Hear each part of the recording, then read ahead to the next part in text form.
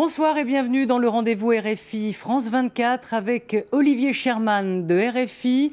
Nous accueillons Pierre Moscovici, député socialiste du Doubs et coordinateur de la campagne de François Hollande. Merci et ravi de vous recevoir donc sur ce plateau. Alors Pierre Moscovici qui a deux pères en politique, enfin qui en avait deux, Lionel Jospin dont il fut le ministre des Affaires européennes et Dominique Strauss-Kahn qui fut votre prof à l'ENA. Mais on peut dire que vous n'avez pas eu de chance avec eux, orphelins dans le fond, après que l'un ait claqué la porte en 2002 sur une blessure narcissique et que l'autre se soit consumé par un feu intérieur.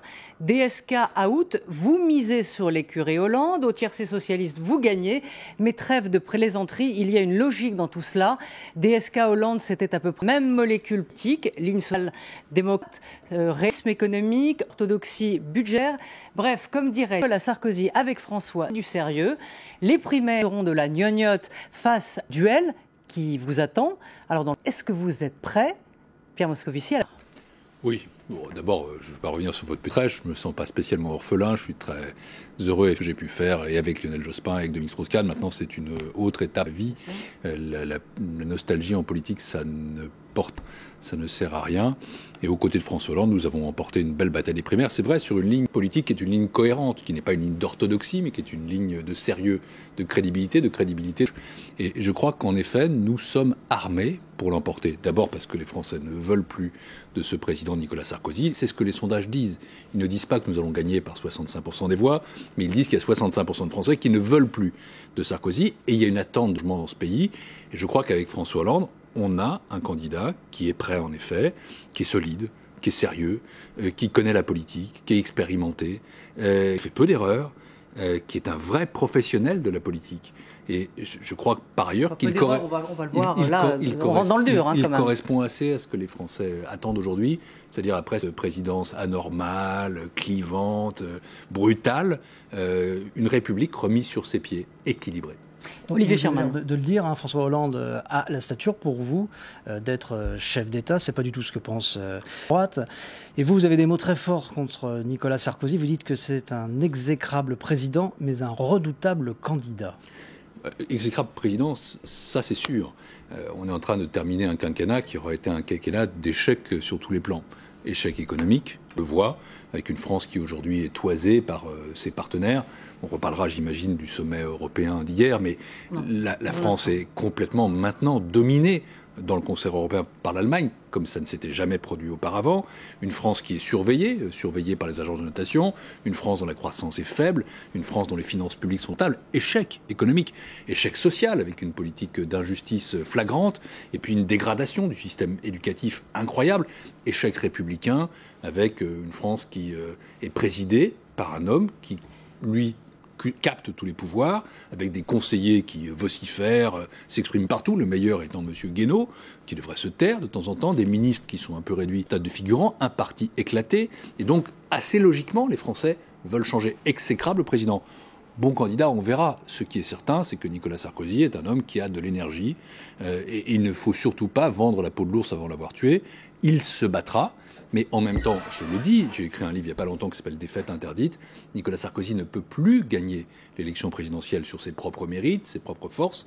À nous, maintenant, de conquérir le pays et d'être à la hauteur de la tourne vers nous. Tout comme la critique de Nicolas Sarkozy n'est pas un argument pour gagner une présidentielle aujourd'hui et qu'il va falloir aussi inventer des choses. Quand vous dites, quand la gauche et François Hollande dit réenchanter le rêve français, réenchanter le rêve, est-ce que c'est pas un petit peu à côté de la plaque alors qu'aujourd'hui on promet du sang et des larmes? D'abord, de l'anti-sarkozysme, il ne faut pas faire que ça, mais il en faut aussi. Parce que les Français ont quand même conscience de vivre une période assez sombre de leur histoire. Un climat qui est un peu crépusculaire quand même. Une présidence qui n'a pas rendu d'optimisme aux Français. Oui, le crépuscule, il est là. Mais ça ne suffit pas, en effet. Et réenchanter le rêve français, qu'est-ce que ça veut dire? Ça ne veut pas dire faire des promesses... Mais je vais vous dire ce que ça veut dire.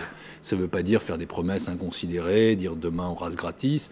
Les Français savent qu'ils sont dans une période difficile, qu'il y a des efforts à faire. parliez d'orthodoxie, c'est pas de l'orthodoxie, c'est simplement du sérieux. Il faudra réduire nos dettes publiques. Pas forcément comme le fait l'Allemagne, mais avec un modèle qui soit un modèle français. Oui. Mais en même temps, le rêve français, c'est quoi?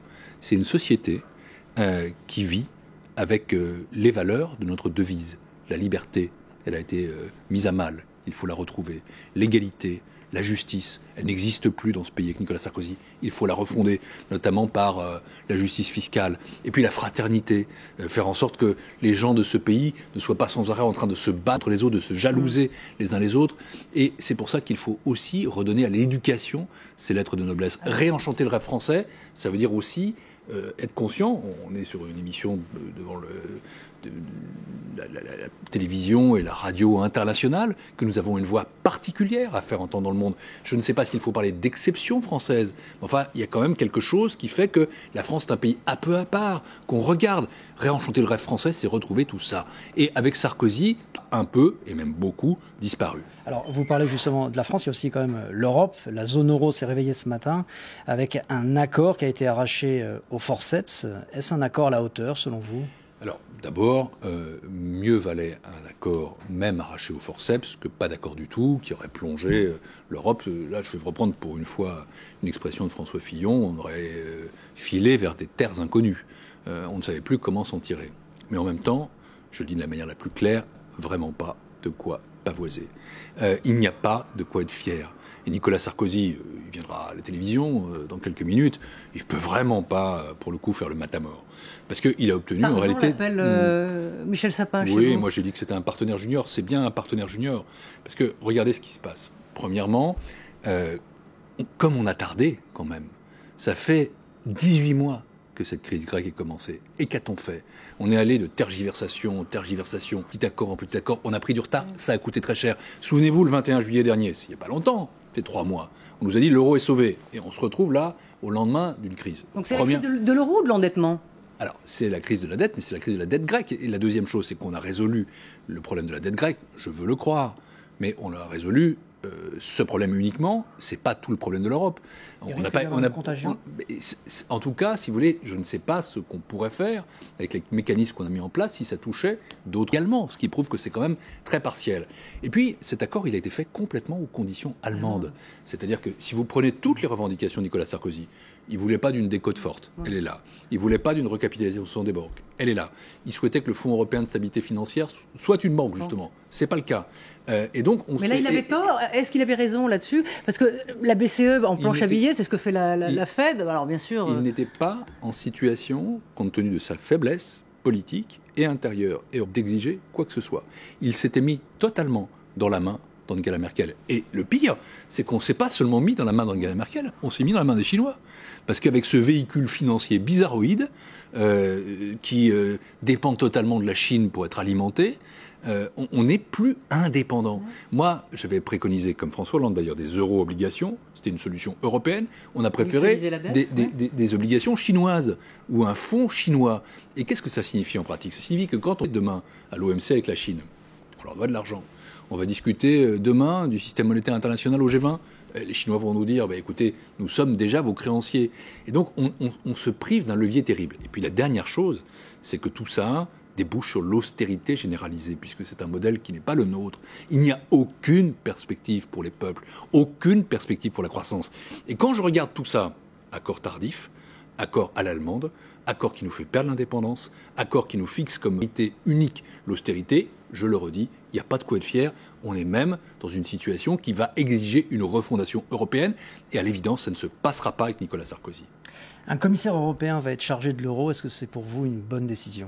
C'est une décision nécessaire parce qu'il faut une gouvernance au quotidien de la zone euro et pas uniquement une supervision par le Conseil européen dans l'intergouvernemental une fois tous les X mois. Je dis X parce qu'en plus c'est très irrégulier, tellement on a des sommets qui se déroulent tout le temps. On en a même eu, rendez-vous compte, 2 pour le prix d'un au cours des 4 derniers jours. Et tout ça est une mauvaise gouvernance de l'Europe. Imprévision. J'ai dit tardif, imprévu. Imprévisible, une gouvernance vraiment erratique. Alors, est-ce que cette crise ne donne pas raison aux fédéralistes, dans le fond? Est-ce que c'est pas cette crise qui va changer les choses et qui va faire évoluer l'Europe vers une Europe politique dont on ne voulait pas à sa création. Là-dessus, que va proposer les propositions de François Hollande sur l'Europe après cette crise? Moi, j'ai toujours été fédéraliste. Il y a quelques années, j'étais président du mouvement européen. Ce ne sera pas le fédéralisme à la papa. Le fédéralisme à la papa, c'était l'idée, il y a une sorte de super-État. Il y a la supranationalité dont parlait le général de Gaulle. On transfère encore des éléments de souveraineté à Bruxelles. On ne le fera pas dans l'Europe des 27. En revanche, il est exact que s'agissant de la zone euro, et s'agissant d'ailleurs aussi de l'Union européenne, il faudra qu'on ait des éléments de fédéralisme budgétaire. Moi, je plaide pour un budget européen qui soit enfin à la hauteur. François Hollande est sur la même ligne? Vous êtes sur la même ligne? En général, j'essaie d'éviter de ne pas être sur sa ligne, et réciproquement. Donc c'est un... Oui, ça ferait désordre. Non, c'est un fédéralisme budgétaire, c'est un budget plus important, alimenté notamment par la taxe sur les transactions financières qui doit être mise en place et qui peut rapporter entre 57 et 80 milliards d'euros, tourné vers la croissance, justement, vers la modernisation de l'économie, et pas uniquement vers un passé aussi respectable soit-il.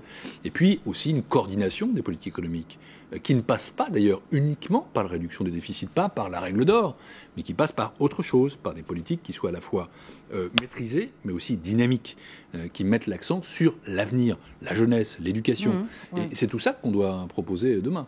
Alors peut-être une question. L'euro, on l'a vu, va être sauvé, les banques vont être récupérées, et après, dans le fond, est-ce que le constat qui est pas frappant aujourd'hui, c'est de dire, voilà, il y a deux Europes, l'Europe riche et l'Europe qui est ruinée, et l'Europe qui est riche ne veut plus payer pour l'Europe des pauvres. Est-ce que dans le fond, on n'arrive pas au bout d'un système? L'Europe riche, ce serait l'Allemagne, en réalité. Quelle autre? C'est pas exactement ça, mais enfin, il est exact que sans approuver la politique d'Angela Merkel, je note d'ailleurs qu'en Allemagne, il y a d'autres forces politiques, le SPD, qui arriveront peut-être aux responsabilités ensemble en 2013, qui plaident par exemple pour ces euro-obligations. L'Allemagne d'Angela Merkel s'est un peu repliée sur elle-même, elle n'est plus dans la solidarité, mais il y a quand même une explication à tout ça. C'est elle qui a le portefeuille. Voilà, c'est qu'elle en a assez de payer pour les autres. Et c'est la raison pour laquelle il fallait déjà de la crédibilité budgétaire. Nicolas Sarkozy, aujourd'hui, va plaider, j'imagine tout à l'heure, pour la règle d'or. Il va nous dire, regardez, nous n'avons pas d'autre choix que de faire ceci, cela. Je vous propose du sang, de la sueur, des larmes, des efforts, un plan de etc. Mais que ne l'a-t-il fait quand même? Je me souviens qu'il y a 2 ans, nos déficits étaient à 8,7% du PIB. Aujourd'hui, nous sommes à 5,7%, 4,7% pour l'an prochain. Et donc, non, nous n'avons pas de leçon de vertu à recevoir de ce président qui a foutu, pardonnez-moi, nos comptes publics à plat, qui les a dégradés, qui nous a endettés.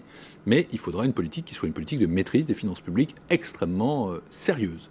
Alors il y a des mouvements contestataires aussi qui naissent un petit peu partout. Il y a eu le mouvement des indignés qui est parti d'Espagne, il s'est étendu en Europe et même aux États-Unis. En France, les indignés sont encore plutôt silencieux, mais dans les urnes, ils se sont quand même prononcés. 17% pour Arnaud Montebourg lors de la primaire citoyenne, notamment. C'est un adepte de la démondialisation. Saurez-vous entendre ces électeurs tout en restant pas naïfs sur le protectionnisme ? Plusieurs choses. D'abord, il faut, comme l'a dit François Hollande lors de la convention du PS, entendre les indignés. Quand il y a trop d'injustice dans une société, une révolte sociale qui pointe, quand on a beaucoup de laissés pour compte, non seulement de la mondialisation, mais aussi de la gestion publique, il faut en tenir compte, il faut les écouter. Je ne suis pas certain qu'Arnaud Montebourg a été le porte-parole des indignés. Il a été le porte-parole d'une certaine gauche du Parti socialiste, qui fait toujours des scores d'ailleurs intéressants. Il a émis des thèses qu'il faut entendre sur la mondialisation. Mais ça ne conduit pas à se tourner contre la mondialisation, mais à la réguler, à la transformer. Et c'est vrai que quand on voit la Chine, comme vous, devenir un peu propriétaire de l'Europe, on se dit qu'on a besoin à la fois de transférer la souveraineté dans un fédéralisme budgétaire, mais de retrouver de la souveraineté au niveau européen. Donc il y a des propositions à faire. Et s'agissant des banques, par exemple, on ne parle pas assez de ça. Il y a quelques idées justes qui ont été émises à cette occasion. Si on recapitalise nos banques, on nous dit ça va être privé, puisqu'il y aurait 8,8 milliards d'euros à trouver. Peut-être. Mais si ça devait être public, à un moment ou à un autre, il faut que l'argent public contrôle public. On ne peut pas recapitaliser les banques et ne pas avoir d'entrée de l'État, s'il intervient, au conseil d'administration des banques, et pas juste pour être là, pour faire sleeping partner, pour faire dodo, mais pour peser dans le sens de l'intérêt général. D'ailleurs, j'attire quand même l'attention du public qui nous écoute sur le fait que recapitaliser les banques, constater la décote grecque, ça ne doit pas se traduire par un resserrement du crédit, Parce que là encore, on serait dans la spirale sécessionniste de l'austérité, de la déflation. Et nous voulons, nous, une politique de croissance. Bref, il faut sans doute réguler la mondialisation. C'est un enjeu important. Refaire une Europe digne de ce nom, c'est un enjeu fondamental. Redonner à la France des marges de manœuvre et des perspectives. Et j'y reviens.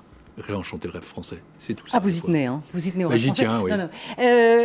Une question, parce que nous sommes sur à la fois une radio internationale, une chaîne internationale, donc une question sur peut-être la Tunisie et sur donc le résultat des votes, qui n'est pas sur les chiffres exacts, mais en tout cas l'arrivée du parti islamiste Ennahda. Les laïcs et les intellectuels ont le sentiment qu'on leur a volé leur révolution. Est-ce que, dans le fond, l'arrivée des islamistes est une espèce de transgression, sont des gens qui ont été considérés comme des martyrs puisqu'ils étaient en prison sous le régime de Ben Ali. Que se passe-t-il? Pourquoi aujourd'hui ils sont en tête? Quand on a un régime qui a été aussi oppressif que celui, quand on a eu une société civile aussi étouffée, quand on a eu des intellectuels aussi muselés, alors il s'est produit ce qui s'est produit, c'est-à-dire que ces mouvements islamistes ont continué à travailler de manière souterraine, très organisée, et qu'aujourd'hui, ils bénéficient de l'élan démocratique. C'est le choix des Tunisiens, en tout cas le choix d'un grand nombre de Tunisiens. Première chose, donc respecter première ce choix. chose que je veux dire, c'est qu'il n'y a pas de nostalgie à avoir du benalisme. Il n'y a pas pire régime dictatorial. Il n'y a pas une bonne et une mauvaise dictature. Non, il n'y a pas de bonne dictature. Quand on se trouve à 98% dans les élections, croyez-moi, la société ne respire pas, ne vit pas bien. Deuxième chose, je suis persuadé, moi, qu'il y a en Tunisie un ressort social puissant qui fait que cette société demeurera une société de progrès, une société laïque. Troisième chose, alors évidemment, je ne peux pas non plus considérer ça comme un non-événement. Il faut y faire attention. J'ai noté qu'il y avait des déclarations des dirigeants d'Ennahda qui étaient aux droits des femmes, à l'émancipation. Au fond, ce parti va-t-il se comporter comme le fait l'AKP turc, ou bien va-t-il devenir un parti? Il faut être vigilant. Vigilant ne veut pas dire suspicieux. Et donc, encore une fois, il faut rester, nous, très présents aux côtés de la Tunisie et faire en sorte que cet État soit un État, oui, laïque. Même quand il y a des partis religieux, l'État peut être laïque. C'est le cas de la Turquie, par exemple. Olivier, peut-être une question sur la Libye. Juste sur la Libye, il y aurait une application modérée de la charia. Vous êtes plutôt vigilant, vous êtes inquiet Je ne suis pas vigilant. On s'est exprimé d'ailleurs pour dire qu'on était plus que vigilant, préoccupé. Non, la charia n'a pas sa place. Il ne s'agit pas de je ne sais quelle loi coranique pour gérer les États. Là, pour le coup, les forces françaises, britanniques, l'OTAN sont intervenues. Il fallait vraiment en finir avec le colonel Kadhafi, même si j'aurais préféré, moi, qu'il soit jugé par une cour internationale, même si on ne peut jamais se réjouir de la mort d'un homme, surtout dans des circonstances quand même qui sont à éclaircir encore, mais qui ne sont pas extraordinaires, qui sont même assez cruelles. Lui-même ayant été plus que cruel, parce que ça a été un assassin pour son peuple. Il était coupable de crimes contre l'humanité, chacun le sait. Mais on n'a pas fait tout ça pour se retrouver ensuite avec la charia. Et ça, je pense qu'il faut le dire de la manière la plus précise aux responsables du Conseil national de transition, pour que derrière s'établisse une véritable démocratie, pas un signe de démocratie, et pas la charia, non, la démocratie. Merci, on se retrouve dans quelques instants. Ça continue avec notre invité, Pierre Moscovici. À tout de suite après un flash d'infos. Merci.